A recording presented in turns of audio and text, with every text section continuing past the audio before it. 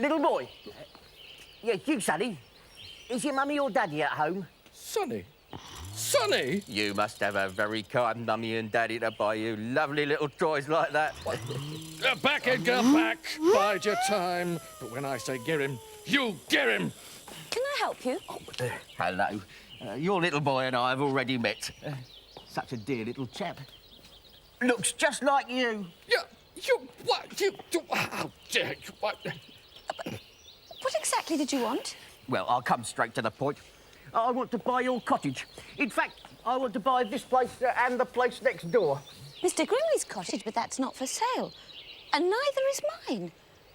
What do you want with two cottages, anyway? I want to knock them both down. Knock them down? Yes, to build a factory. Lovely place for a factory. If I knock both the cottages down, bulldoze the gardens, there'll be plenty of room to build one. You can't do that! Why not? Why not? Well, there are plenty of reasons why not, but the main one is that my cottage isn't for sale. And that's that. I'll give you a very good price for it. No! A very good price indeed. Just you think about it while I go and talk to this chap next door, eh? Back, Edgar, back. Well, I'd better go and keep my eye on him. Who knows what he might get up to next. A factory?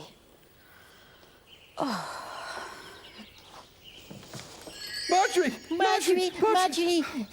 There's a strange man snooping around in Mr. Grimley's garden. Yes, I know. Well, what does he want? He wants to buy my cottage and Mr. Grimley's cottage, to knock them both down and build a factory. What? Oh, Marjorie, you're not going to sell it, are you? Of course not. I couldn't imagine living anywhere but here. Oh, good. Do you know why? Why? Listen, I'll tell you. I've never wanted to live in a palace, however impressive or rare. And I've no ambition to live in a mansion. It's something I just couldn't bear. I wouldn't feel comfortable there, for I love my own little tumble-down cottage, wonderful Riddleton End. Yes, I love my own little tumble-down cottage and sharing my life with my friends. There's no other place I could love or could learn to. Riddleton End is the place I return to, and when I'm away, how I miss it and yearn to be home at Riddleton End. I'm so glad you won't sell it. I wouldn't even think of it, so don't worry. Now, come on. I've got some work to do. Who's going to help me? Oh, I will, please. Oh, and me too. What would you like me to do? Well, I'd like you to go and count the bottles in the greenhouse. I need to know exactly how many I've got. Right. Oh, and Midler? Yes? Can you come and stick some labels on for me? Oh, I'd love to. Ah, Miss Dorr. Miss Dorr, have you met Harry? Yes. He's ever such a nice man. You know, he's offered me ever such a lot of money for my cottage. You're not going to take it, surely, Mr. Grimley? Well, I don't know. I was thinking about it. Of course, I can only make that offer if this lady sells me her cottage as well. I must have both cottages, or there's no deal. It's a very good price, you know, Miss Dorr. I don't care. I'm not selling Riddleton End. But what if your business was to fail? It nearly failed a few weeks ago, didn't it? And you didn't have any money to live on. Well, what if it happened again? Had a few business problems, have we? A few, but my business is doing very well now, thank you. So I won't be needing your money. In fact, I've got lots of bottles of water to get ready for a big supermarket. So if you'll excuse me, Mr. Grimley, want to give us a hand? Oh, of course. Don't mind if I watch, do you? You can do what you like. Right, Mr. Grimley?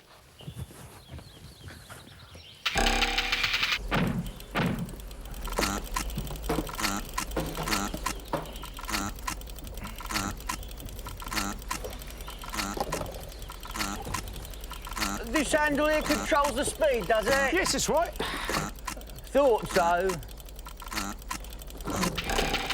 Oh dear, what have I done? Slow it down! Slow it down! Oh dear, it seems to be stuck. I can't stop it. Somebody do Can't stop Let me try it. Somebody do something! I'll give it another go. No, it's definitely stuck. Oh. Ah. It wasn't stuck at all. Well, it was when I tried it. Dear. What a shame. All your bottles will be broken now. Don't be too sure. You see, I had lots of breakages before when they were glass bottles, so I switched to plastic ones. Much safer.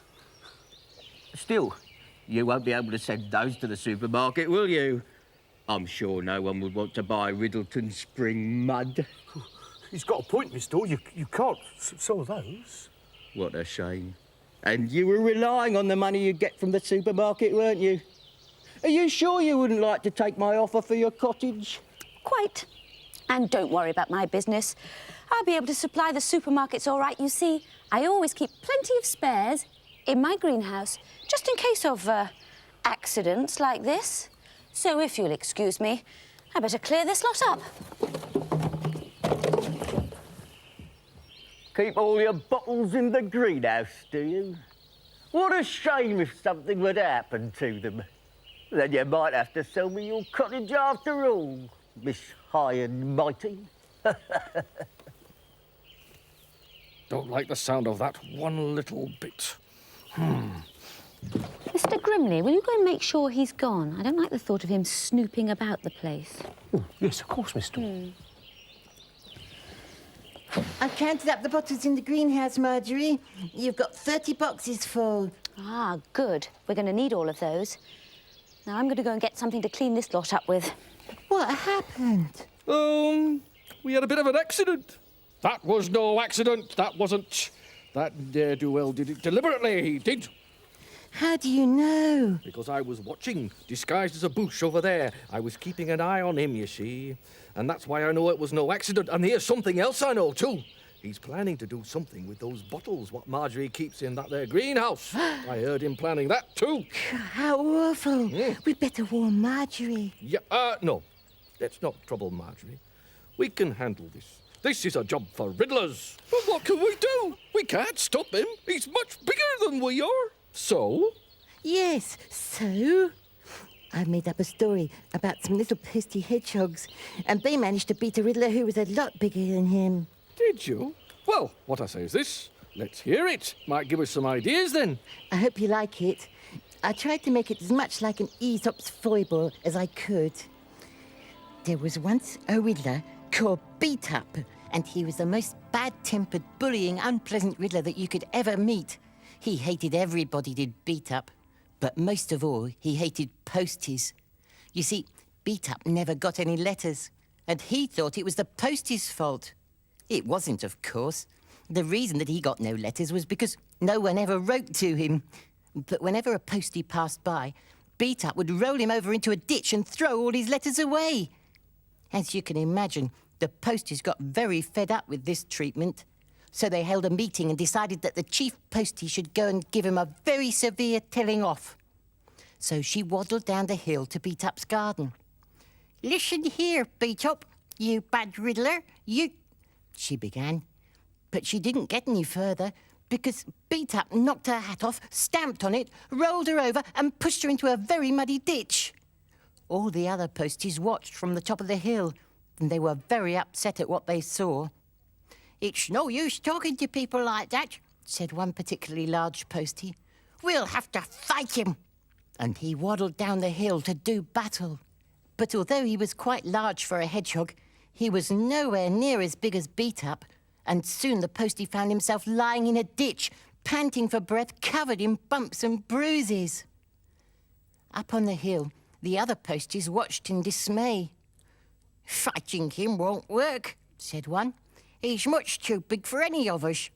"That's right," said another. "Not one of us would stand a chance, but all of us might if we worked together." And he explained his plan to the other posties. Moments later, Beat Up looked up and saw a big ball of brown spikes rolling down the hill towards him. And as it got closer, he saw that it was made up of posties. Dozens of them, all curled up together in a ball.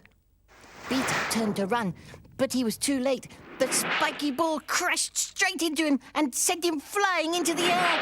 He came down to earth with a bump, bounced twice, and rolled headfirst into a ditch.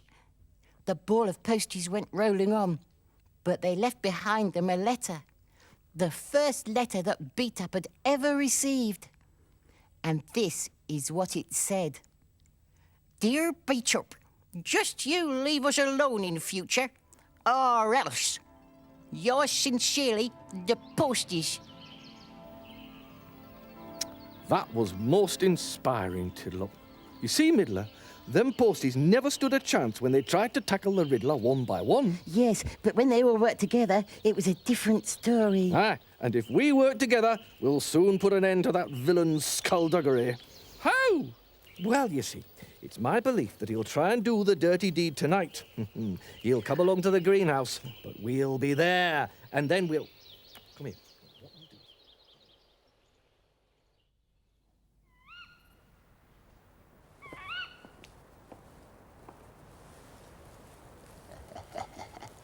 do... He's coming, Mossop. Oh! A ghost! It's not a ghost, Mossop. It's me. Oh! I knew it was you. Just joking. It was just my way of saying you look very effective dressed up like a ghost. Not as scary as I'll be, of course, but pretty spooky nonetheless. But look, hurry up and put your sheet on. He's coming this way. See? I knew he would. I knew he'd come tonight. All right, all right. All right, yes. Middler, are you ready? Yes. Where are you, Riddler? I can't see you. Well, of course you can. I've made myself invisible, haven't I? I bet you wish you could do it, don't you? But only wanderers can. Yes, all right. Stop showing off, will you? Now, do you know what to do? I'm to stay invisible and move things around and try and scare the living daylights out of him. That's what you said, isn't it? That's my very words. Yes, good, mate. Quick, he's coming. Hide, everybody. All those bottles just waiting to be spoiled. She'll be begging me to buy a rotten little cottage once I've ruined her business. What the...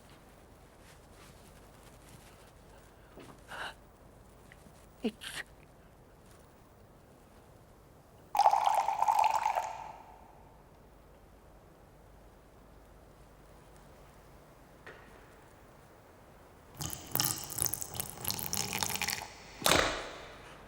There's no such things as ghosts.